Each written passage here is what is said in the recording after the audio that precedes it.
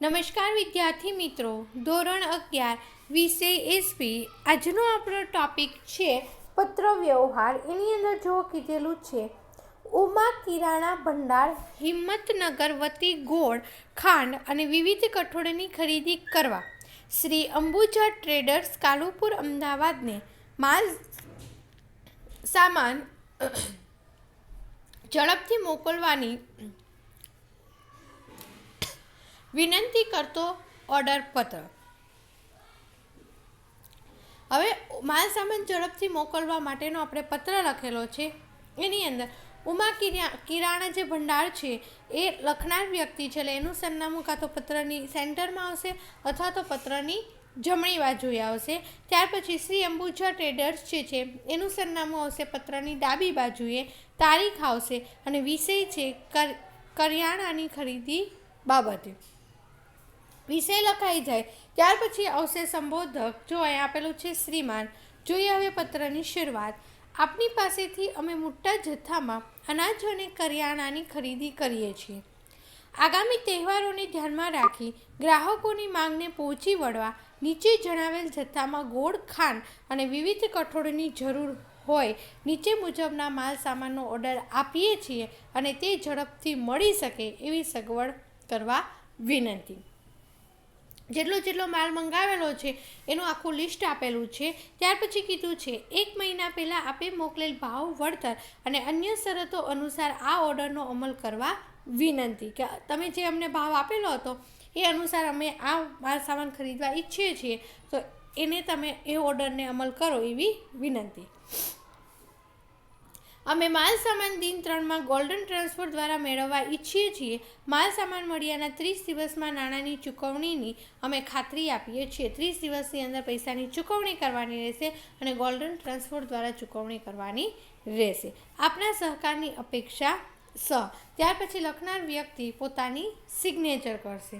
ચલો, ત્યાર પછી આગળનો પત્ર છે એ ઓર્ડર પત્રકનો નમૂનો છે. આપણે જોયું હતું કે ઘણા કેવું કરે છે કે પોતાનો એક પત્રક તૈયાર કરી લે છે અને એની અંદર ખાલી વિગત જ ભરવાનું હોય છે. જો અહીંયા તમને દેખાય છે સરનામું લખાઈ ગયા પછી જો ઓર્ડર આપવા અહીં દર્શાવેલ વિગતો ચોકસાઈપૂર્વક ભરવા વિનંતી. 2 સૂચના આપી દીધી છે. બીજું કીધું છે ઓર્ડર મુજબ માલ સામાન રવાના થયા બાદ તેમાં ફેરફાર શક્ય નથી. એક વખત તમારો માલ સામાન અહીંથી રવાના થઈ જાય પછી એની અંદર કોઈ જાતનો ફેરફાર કરવામાં આવશે નહીં. જો એની અંદર પેલું કીધું છે ગ્રાહક પેઢીનું નામ, જેને માલ સામાન જોઈએ છે એ વ્યક્તિનું નામ, એમનું સરનામું, ઓર્ડર આપનાર વિભાગ અધિકારીનું નામ લખવાનું, વિભાગીય અધિકારીનો હોદ્દો અથવા વિભાગનું નામ આવશે. ત્યાર પછી માલ સામાનની વિગતો આપેલી છે જે કોષ્ટક સ્વરૂપે. ત્યાર પછી નાણાંની ચૂકવણીનું માધ્યમ શું છે એ લખવાનું. માલ સામાન વહનનું માધ્યમ, કયા ટ્રાન્સપોર્ટ દ્વારા તમારે માલ સામાન જોઈએ છે, પેકિંગની રીત કઈ છે, માલ સામાન મોકલવાનો સમયગાળો, ગ્રાહકની સહી અને ત્યાર પછી આવશે તારીખ. એટલી વસ્તુ આપણે છપાવેલી હોય એટલે ખાલી એની અંદર તમારે ભરવાનું રહેશે. ચલો, ત્યાર પછી જો તમને કીધું છે ઓર્ડર સ્વીકૃતિ અને અમલના પત્રની અંદર આપણે એક પત્ર જોઈએ. ઘર વપરાશના ચિનાઈ માટીના વાસણો મંગાવતા ઓર્ડર પત્રકના અનુસંધાનમાં પ્રિન્સ કોકરીઝ ગાંધીધામને તેના અમલ વિશે માહિતી મોકલાવતો પત્ર. ચલો, લખનાર અને મેળવનારનું સરનામાની તમને ખબર જ છે. ડાયરેક્ટ આપણે આવીએ પત્ર ઉપર. આપનો તારીખ 10મી મે 2016નો ઓર્ડર આપતો પત્ર અને સાથે બીડવેલ ઓર્ડર પત્રક મળ્યા. અમારા દ્વારા વેચવામાં આવતા ચિનાઈ માટીના વાસણોમાં રસ લેવા બદલ આભાર. કે તમે અમારી પ્રોડક્ટ ઉપર રસ લીધો એ બદલ તમારો આભાર.